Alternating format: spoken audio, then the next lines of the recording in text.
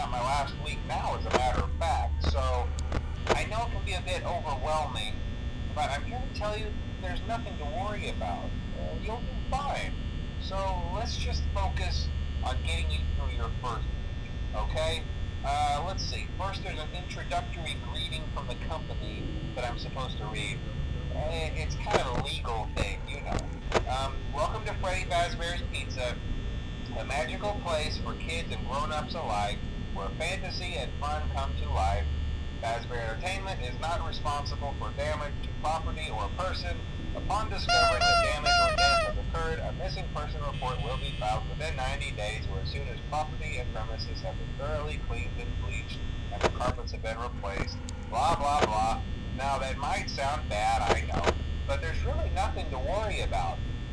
The animatronic characters here do get a bit quirky at night, but do I blame them? No.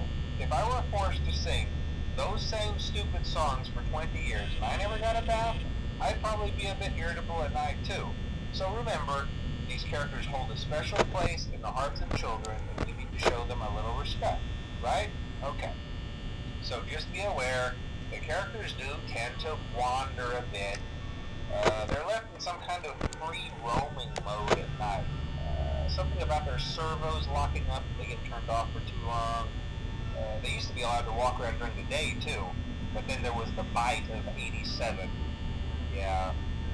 It's amazing that the human body can live without the frontal lobe, you know? Now, concerning your safety, the only real risk to you as a night watchman here, if any, is the fact that these characters, if they happen to see you after hours, probably won't recognize you as a person. They'll most likely see you as a metal endoskeleton without its costume on. Now, since that's against the rules here at Freddy Fazbear's Pizza, they'll probably try to forcefully stuff you inside a Freddy Fazbear suit. Now, that wouldn't be so bad if the suits themselves weren't filled with cross beams, wires, and animatronic devices, especially around the facial area.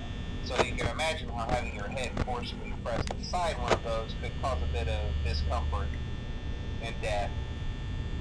The only parts of you that would likely see the light of day again would be your eyeballs and teeth that pop out the front of the mask. Yeah, they don't tell you these things when you sign up. But hey, first station of the breeze. I'll chat with you tomorrow. Check those cameras and remember to close the doors only if absolutely necessary. Gotta conserve power. Alright, good night.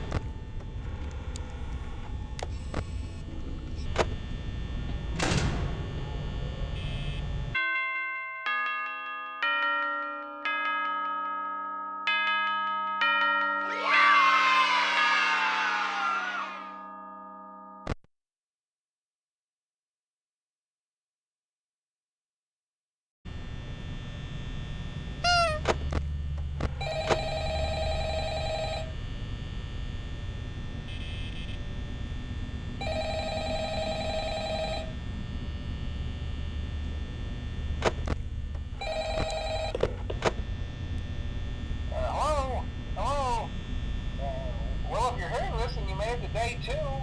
Congrats. I won't talk quite as long this time since Freddy and his friends tend to become more active as the week progresses. It might be a good idea to peek at those cameras while I talk, just to make sure everyone's in their proper place, you know. Interestingly enough, Freddy himself doesn't come off stage very often. I've heard he becomes a lot more active in the dark, though, so hey, I guess that's one more reason not to run out of power, right?